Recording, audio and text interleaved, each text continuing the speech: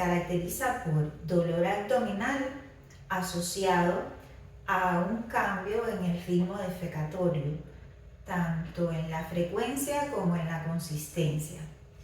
Existen criterios, en el caso de la especialidad de gastroenterología, pues que son de referencia para poder categorizar la presentación clínica de esta enfermedad, un poco para unificar, ¿no?, cómo se presenta. Y se tiene como referencia que esté presente al menos una vez por semana en los últimos 3 meses y que haya iniciado 6 meses antes. Es una afección crónica que evoluciona por crisis y que es una enfermedad multifactorial. Se han identificado factores como la herencia, como la dieta, como el antecedente de infecciones intestinales previas, post una gastroenteritis aguda, pues se puede presentar un síndrome de intestino irritable, alteraciones de la microbiota intestinal, buenos microorganismos, en su gran mayoría bacterias que viven, están en el intestino y nos protegen, pues a veces su propia alteración está dentro de las causas que están identificadas con la relación de la aparición del síndrome de intestino irritable. Es una afección que preocupa mucho a la persona, al paciente que la presenta, y siempre lo hace buscar una atención médica que se identifique qué es lo que está pasando. Es una afección que puede presentarse en relación con otros trastornos funcionales digestivos, como la dispepsia funcional, un disconfort con la digestión, que es funcional, la pirosis funcional, el estreñimiento funcional, y hay que estudiar al paciente porque muchas veces puede presentarse otras afecciones similar al síndrome de intestino irritable. Comúnmente puede ser una intolerancia a la lactosa, una enfermedad celíaca, en algunos casos el estreñimiento funcional. Es una enfermedad que, analizándola con los estudios complementarios correspondientes, ya sean generales o específicos, como las pruebas endoscópicas, en este caso sigmoidoscopía o colonoscopía, pues no se encuentra ninguna alteración orgánica. Estos criterios, pues entonces ya cuando se le informa al paciente que se encuentra este diagnóstico, es importante que se sepa que por la propia enfermedad no se van a presentar afecciones mayores estructurales orgánicas en el intestino. Hay factores precipitantes que pueden provocar una crisis de intestino irritable. Es importante saber que puede ser a tipo diarrea, pero puede ser a tipo estreñimiento, pero puede ser mixto.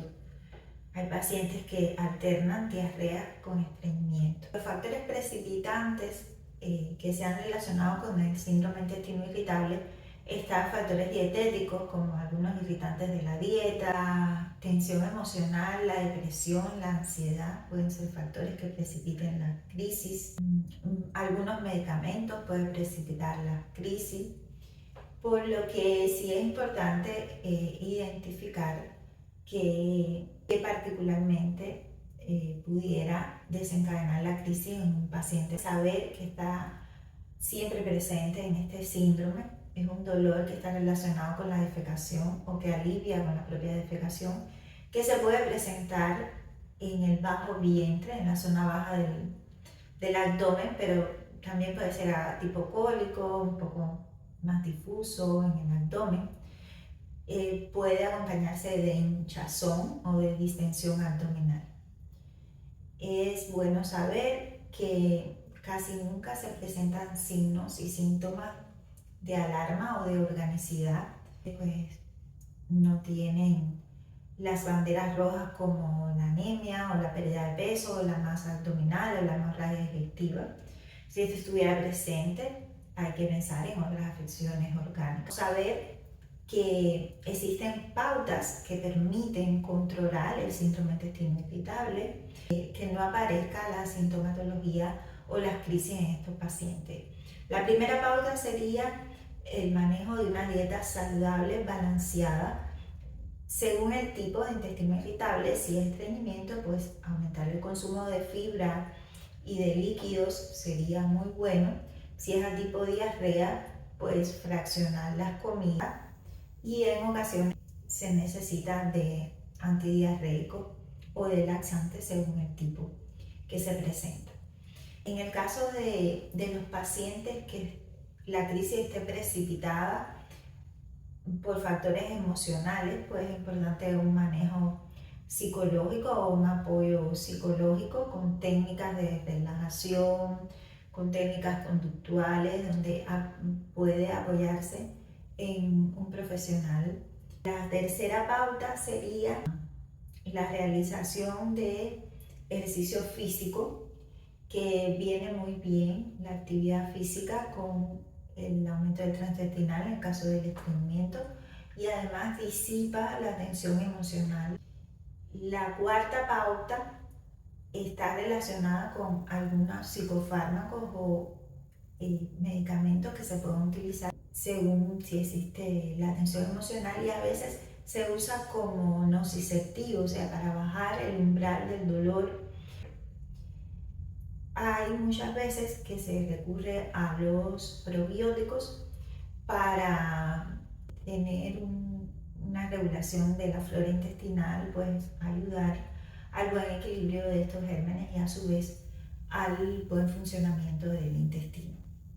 Es bueno que sepa que si presenta esta sintomatología, que si de forma crónica en el tiempo usted ha visto que se repiten crisis, ya sea de estreñimiento, de diarrea, asociado al dolor abdominal, puede estar en presencia de un síndrome de intestino irritable, y su duda la aclararía con su médico primario. Puede acompañarse de otras afecciones como es la fibromialgia, la cefalea. Bueno, espero le haya sido interesante la temática, que haya podido conocer un poco de el síndrome de intestino irritable. Cuando escucha hablar de la afección, pues ya tiene cierto conocimiento que nos ayuda a entender mejor cómo funciona todo nuestro organismo, cómo podemos aplicar estilos y modos de vida saludables que nos hagan proteger más ese equilibrio.